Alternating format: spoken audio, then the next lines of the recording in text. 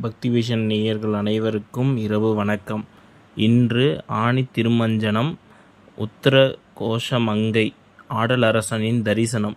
அனைவரும் மகா ஆரத்தியைக் கண்டு கழியுங்கள்.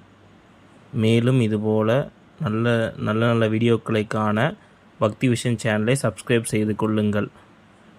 ஓம் நம சிவாய, ஓம் நம சிவாய, ஓம் நம சிவாய, ஓம் நம சிவாய, ஓம் நம சிவாய, ஓம் நம சிவாய, ஓம் நம சிவாய, ஓம் நம சிவாய, ஓம் நம சிவாய. போற்றி போற்றி.